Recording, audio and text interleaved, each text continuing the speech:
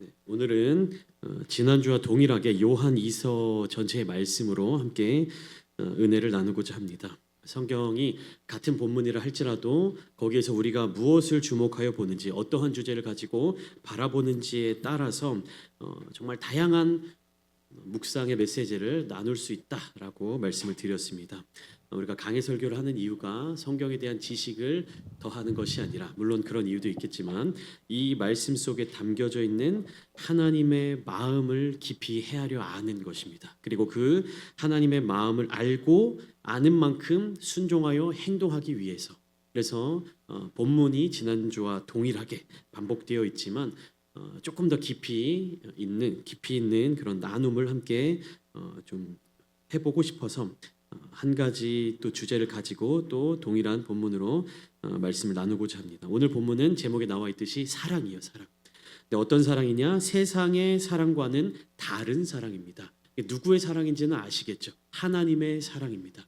그럼 세상과 어떻게 다른지, 세상의 사랑은 어떠한 특징을 가지고 있고 또 하나님의 사랑은 세상과 어떻게 다른지, 그리고 그 하나님의 사랑을 받는 우리들의 삶의 모습은 어떻게 세워져 나가야 하는지에 대해서 함께 나누어 보도록 하겠습니다.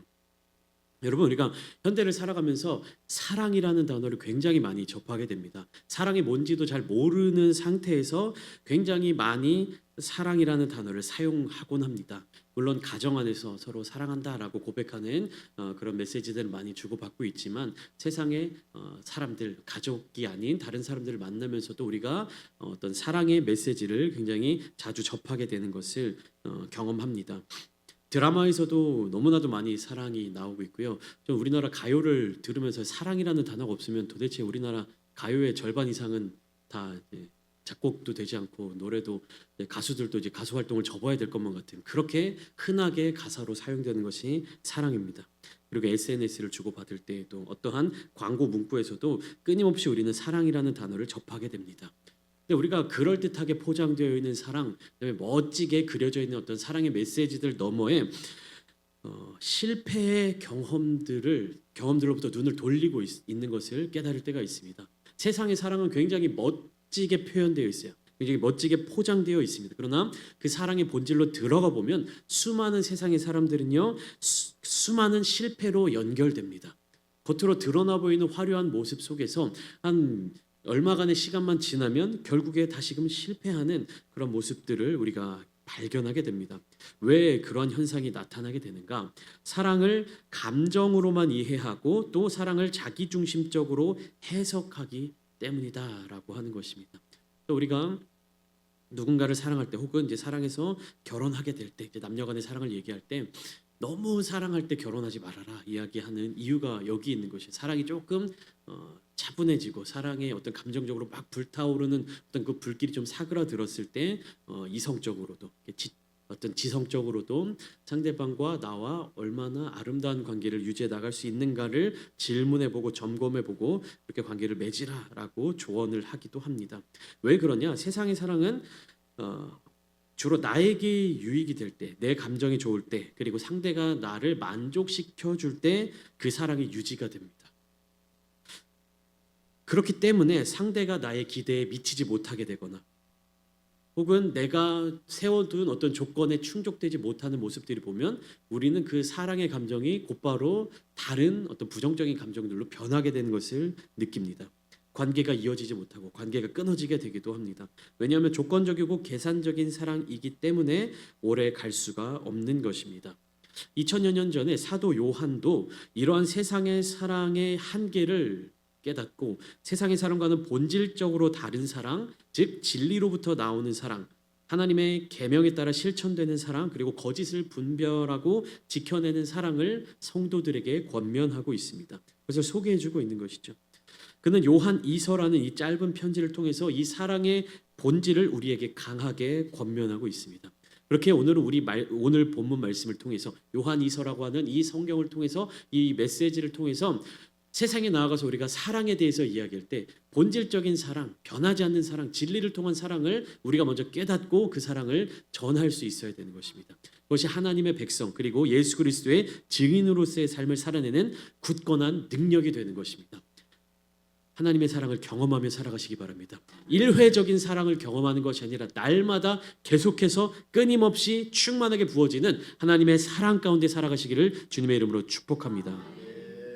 그렇다면 하나님의 사랑은 어떤 사랑이냐? 첫 번째, 하나님의 사랑은 진리 위에 세워진 사랑입니다. 본문 1절과 2절 말씀을 보면 요한은 자신이 수신자를 사랑하지만 그 편지에 받는 사람을 사랑하고 있지만 그 사랑이 단순히 개인적인 감정에서 비롯된 것이 아니라 무엇을 통해서 사랑한다고 얘기하냐면 진리로 말미암아 사랑한다고 이야기합니다. 그리고 그 진리에 대해서 어떻게 소개하고 있느냐? 우리 안에 거하며 영원히 함께할 진리다. 2절 말씀에 이렇게 소개하고 있습니다. 우리 안에 거하고 있고 또 영원히 함께할 진리다. 이 말은 곧 요한이 편지의 수신자들에게 주는 사랑의 기초가 무엇이라는 겁니까? 진리라는 것입니다. 진리. 이 진리 없는 사랑은요, 우리가 말했듯이 감정에 치우쳐서 쉽게 무너지게 되지만 진리 위에 세워진 사랑은 흔들리지 않습니다. 그리고 진리는 무엇입니까? 결국에 곧 하나님이시고 예수 그리스도이시기 때문입니다. 정확하게 말하면 진리는 하나님의 말씀입니다. 그리고 말씀이신 예수 그리스도이십니다. 다시 말하면 우리가 진리 위에 세워진 사랑, 진리로 행하는 사랑은 무엇입니까? 예수 그리스도를 통한 사랑입니다. 여러분, 우리의 인간적인 감정은 아무리 선한 사람이라 할지라도, 아무리 마음이 넓은 사람이라고 할지라도 그 사랑은 한계가 있습니다. 그러니까 인간적으로 소모되는 감정, 에너지, 인간적인 체력, 환경의 벽에 부딪히게 될 때 그 사랑은 반드시 바닥을 보이게 되어 있어요.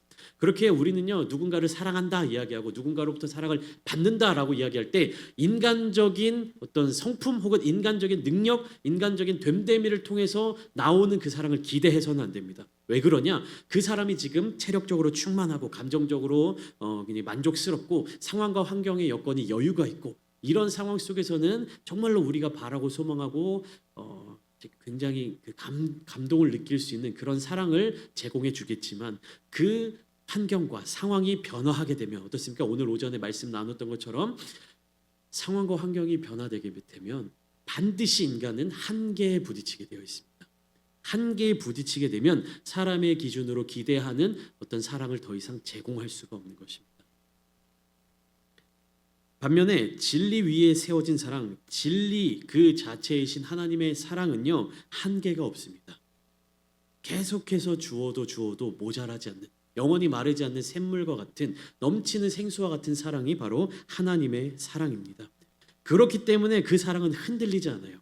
여러분 한번 상상을 해봅시다. 이렇게 우리가 물 위에 이렇게 배가 떠 있습니다. 바다가 아니라 어떤 호수라고 생각을 해보죠. 그 호수에 물이 가득 차 있을 때 배는요 그 물 위에서 떠다닐 수 있고 안정을 찾을 수 있습니다. 그런데 만약에 우리가 그 욕조 속에 막혀 있는 마개를 딱 뽑을 때 욕조물이 막 이렇게 소용돌이 치면서 빠져 나가듯이 그 배가 떠 있는 호수에 물이 막 이렇게 고갈되어 간다라고 생각을 해봅시다. 그럼 어떻습니까? 그 수없이 흔들리고 더 이상 물 위에 안전하게 떠 있지 못하고 그 물이 다 빠져나가게 되었을 때 배는 더 이상 배로서의 기능을 할 수가 없게 되는 것입니다. 우리의 인간적인 노력으로 말미암는 사랑은요 그것과 같아요. 언젠가는 채워지지 않으면 계속해서 소모됩니다. 쉼을 얻지 못하면 그것이 한계에 다다르게 됩니다. 그러나 하나님의 사랑은 진리 위에 세워진 그 사랑은 흔들리지 않습니다. 요즘 우리는 진정성 있는 사랑이라는 말을 종종 하거나 또 듣게 되는 경우도 있습니다. 그러나 여러분, 진정성 있는 사랑 혹은 진정성 있는 태도는 무엇을 의미합니까? 여러분들이 상대방에게 원하는 태도가 그거잖아요. 진정성 있는 태도. 무엇이 진정성 있는 태도입니까? 그리고 무엇이 진정성 있는 사랑입니까? 그 진정성이 누구 기준이에요? 나 기준이에요. 나 기준. 나 기준입니다. 제가 예전에 TV에서 어떤 그런 소식을 그런 이야기를 스토리를 하나 들은 게 있어요. 두 굉장히 사이가 좋은 부부인데요. 그 두 부부가 종종 이제 치킨을 시켜 먹는다고 해요. 간식으로, 뭐 식사 대용으로. 그래서 이렇게 치킨을 이렇게 딱 펼쳐놓고 치킨 한 마리를 시켜서 이제 남편과 아내가 함께 나눠 먹는데 자꾸만 이제 남편이 치킨 닭다리를 아내에게 이렇게 건네준다고 합니다. 아내에게 자꾸 먹으라고. 또 너무 감동적이지 않습니까? 그 맛있는 닭다리를 남편이 아내에게 양보하고 이렇게. 근데 그 몇 년 동안 그렇게 남편이 치킨 다리를 아내에게 양보하는데 나중에 이게 부부 사이에 좀 이렇게 마냥 좋을 수는 없잖아요. 이렇게 싸우고 다툼이 생겼을 때 그 아내가 남편에 그런 불만이 있는 거예요. 당신은 뭐 맛있는 거 치킨 먹을 때 맛있는 거는 자기 혼자 다 먹고 맛없는 닭다리를 나한테 준다고 막 그렇게 불평을 쏟아냈다는 거예요. 뭡니까? 이 아내는 그런 닭다리살보다 뻑뻑살이라고 하죠. 가슴살, 닭가슴살 뭐 그런 것을 맛있게 먹던 사람이었던 거예요. 근데 남편, 그 아내 입장에서 보면 남편이 자기가 좋아하는 가슴살은 다 갖다 먹고 맛없는 닭다리살만 자꾸 내 밥그릇에 올려주는 거예요. 근데 남편은 어떤 마음이었습니까? 가슴살 이렇게 맛없고 뻑뻑한 거 내가 먹고 맛있는 거 당신이 먹어 이런 마음으로 사랑의 마음으로 몇 년 동안 이렇게 닭다리를 양보했는데 그 아내 입장에서는 내가 좋아하는 건 지가 다 가져가서 먹고 내가 싫어하는 것만 내 밥그릇에 자꾸 올려주네 라는 거죠. 여러분 여기 닭다리 싫어하시는 분 혹시 계십니까? 치킨 먹을 때 닭다리살 싫어하시는 분 안타깝게도 아무도 안 계시네요. 저도 닭다리살 너무 좋아합니다. 근데 이 아내 입장에서 이 사연의 여자 입장에서 어떻습니까? 드문 현상이지만 닭다리를 싫어하는 사람 자기가 좋아하는 거는 닭가슴살이요. 근데 남자 입장에서 어떻습니까? 자기 기준의 사랑이야. 내가 이 닭다리살 너무 좋아하는데 내가 안 먹고 당신한테 양보할게. 이 마음이 남자 입장에서는 진정성 있는 사랑이었지만 여자 입장에서는 뭡니까? 이기적인 남자로 보였던 거. 자기 기준에 혹은 많은 사람들의 보편적인 기준에 따라서 사랑을 행하는 것도 그것은 진정성 있는 사랑의 명백한 기준이 될 수가 없어요. 누군가는 내가 진정성을 가지고 너를 사랑한다라고 이야기하지만 나에게 있어서 이 진정성이 상대방에게 있어서도 동일하게 적용되느냐라는 질문을 던져보면요. 꼭 그렇지만은 않다라는 것을 깨닫게 됩니다. 그렇기에 사도 요한이 말하는 진정성 있는 사랑은 결국에 무엇이 기준이 되어야 되냐면 나를 기준으로 두는 것이 아니라 진리의 말씀을 기준으로 하는 사랑이어야 하는 것입니다. 왜 그렇습니까? 모든 사람들에게 동등하게 동일하게 적용되며 변하지 않는 하나님의 성품을 기반으로 한 하나님의 사랑이기 때문에 변함없으신 사랑이기 때문에 누구에게나 동일하게 주어지는 사랑이기 때문에 그 진리의 말씀에 진정성이 담겨 있는 것입니다. 그렇기 때문에 사도 요한은 이렇게 얘기하는 거죠. 진리 되시는 예수 그리스도를 중심에 두지 않는 사랑은 결국 미혹되기 쉽다. 온전한 사랑의 길로 들어가는 것이 아니라 다른 길로 함정에 빠지게 될 수 있다. 쉽게 말하면 미혹될 수 있다라는 것은요. 함정에 빠지게 될 수 있다는 것입니다. 여러분, 우리가 이제 성경을 보면서 미혹을 주의하라, 미혹을 경계하라라는 메시지를 듣고 그런 성경을 읽습니다. 그렇기 때문에 사탄과 마귀가 우리를 미혹하게 하는 것에 대해서 우리가 다 경계하고 예방하고 빠지지 않을 것처럼 막 자신감에 넘쳐 있습니다. 사탄이 미혹하는 것, 난 다 이겨낼 수 있어. 나는 사탄의 미혹에 넘어가지 않을 거야라는 자신감을 가지고 신앙생활 하시는 분들이 너무 많습니다. 근데 여러분, 함정이란 무엇입니까? 상대방이 알지 못하도록 파놓는 것이 함정이에요. 우리가 마귀의 미혹을 주의하라, 사탄의 미혹, 유혹을 경계해야 된다라고 말은 하고 뭐 사탄의 속성에 대해서 막 이야기를 하니까 우리는 어떤 현상이 마귀가 우리를 미혹하는 거구나, 마귀가 우리에게 함정을 파놓는 거구나 다 알아챌 수 있을 거라고 생각하지만 아니요, 우리 현실 속에서 우리를 기다리고 있는 마귀의 미혹과 그 함정은요, 우리의 지혜로는요 쉽게 파악할 수 없는 것들입니다. 굉장히 그럴듯하게 포장되어 있어요. 오히려 그 마귀의 미혹은요, 여러분, 하나님의 말씀으로 포장되어 있어요. 하나님의 말씀. 이해되십니까? 마귀가 그리스도인들을 유혹할 때 무엇으로 유혹하냐면요, 하나님의 말씀으로 유혹해. 그럴듯하게. 마귀가 성령 충만, 그 광야에서 40일간 금식하시면서 성령 충만함을 얻은 성령에게 인도함 받은 그 예수님을 찾아가서 유혹할 때 다 어떻게 유혹합니까? 성경에 기록된 대로. 그리고 하나님의 어떤 그 능력을 빌어서 하나님의 어떤 위대하심을 인정하는 듯한 그럴듯한 말들을 가지고 그렇게 유혹하지 않습니까? 그때 예수님께서 분명하게 성경 속에 나타나 있는 하나님의 말씀들을 근거로 마귀의 유혹을 이기셨어요. 에덴 동산에서 아담과 하와를 유혹할 때 뱀의 유혹이 어땠습니까? 하나님의 어떤 질서와 하나님의 말씀과 그 어떤 기준들을 다 인정하는 듯이 말하면서 미묘하게 변질시키잖아요. 굉장히 알아차리지 못할 만큼. 하나님께서 동산 모든 나무의 열매를 너희더러 먹지 말라고 하셨느냐? 라고 하니까 하와가 술술 불잖아. 아니야, 모든 것을 먹지 말라고 하진 않으셨어. 동산 중앙에 있는 선악을 알게 하는 나무의 열매만 먹지 말라고 하셨어. 이러니까 그거 왜 먹지 말라고 하셨을까? 먹으면 반드시 죽으리라 하셨어. 아니야, 결코 죽지 않을 거야. 그럴듯하게 하나님의 말씀, 하나님의 기준을 사용해서 이용해서 마귀는요 우리에게 다가옵니다. 예수님을 향한 유혹도 마찬가지죠.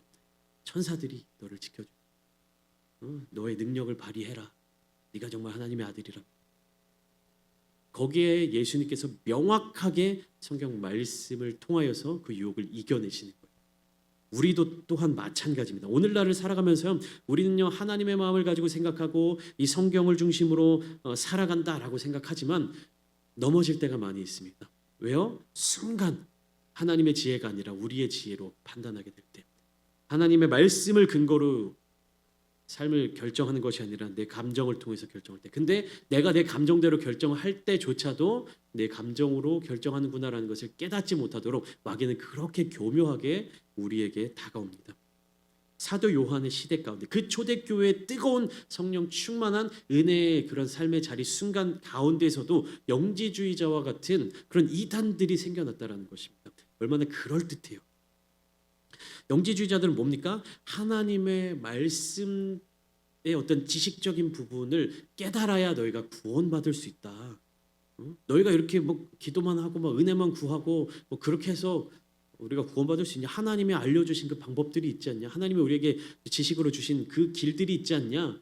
거기에 대해서 너희가 바르게 깨달아야 구원에 이르는 길을 얻을 수 있다. 이렇게 주장한 게 영지주의자들입니다. 쉽게 얘기하면. 그럴듯하지 않습니까?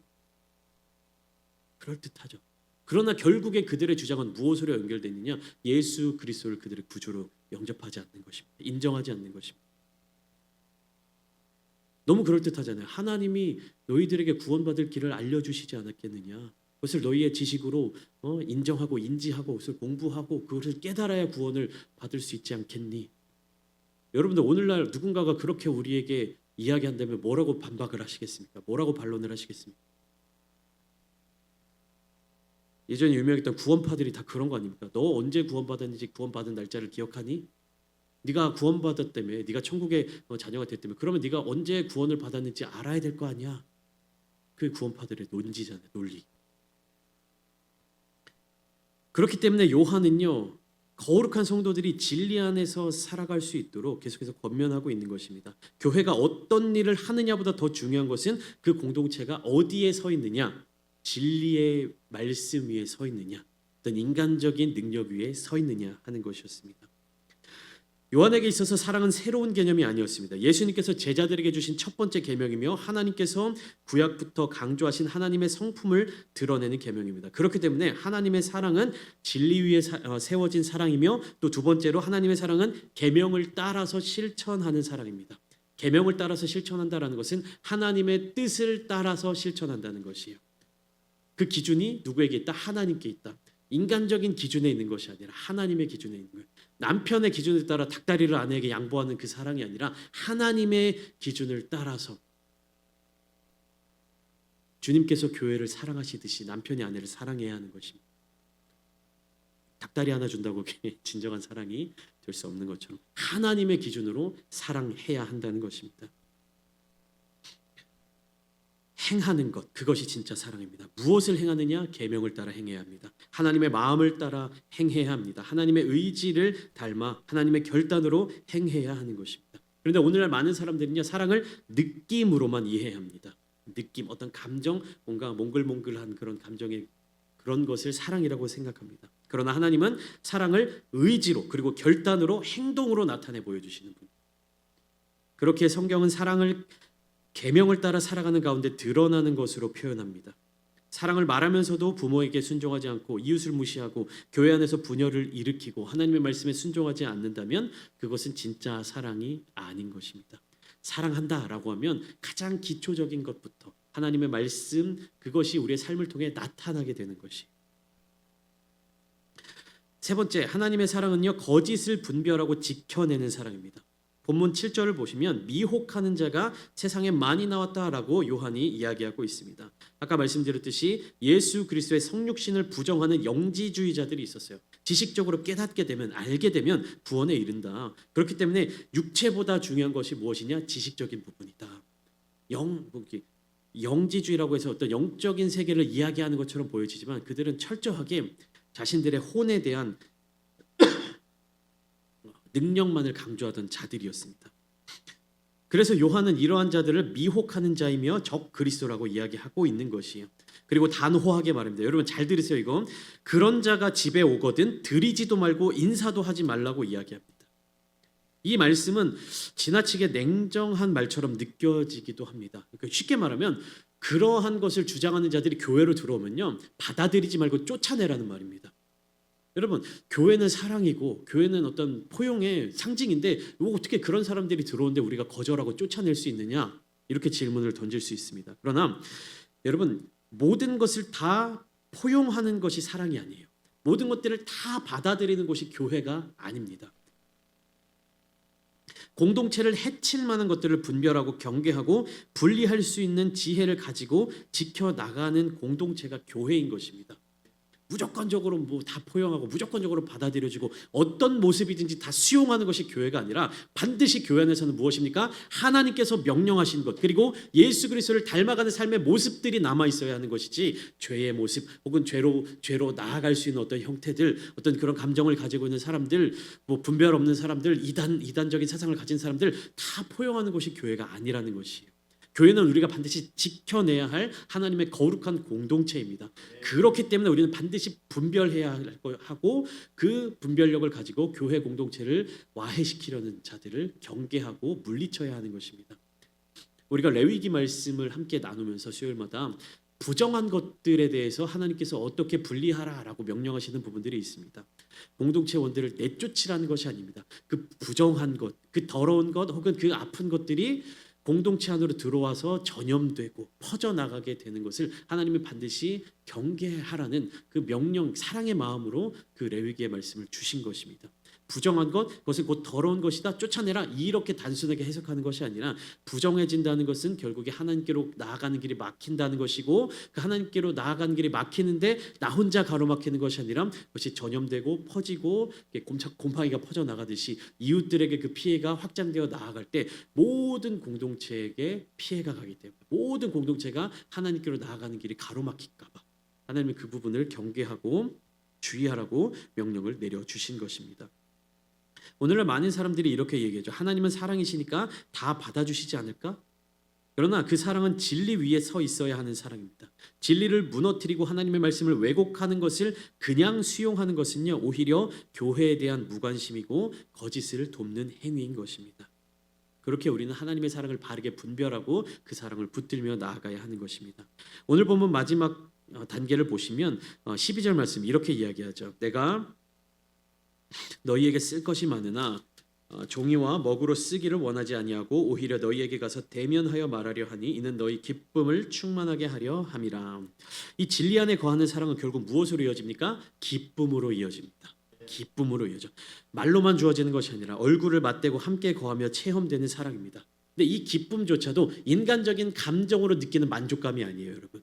하나님의 은혜로 말미암은, 하나님의 사랑으로 말미암은, 하나님께서 함께 하심으로 말미암는 기쁨은요, 우리가 인간적으로 세상 가운데 어떤 성공을 누리고 많은 재산을 가지고 내가 많은 것들을 경험하고 내가 어떤 권력이나 권위를 더 잡고 있는 것으로 느끼는 만족감이랑 다른 개념입니다.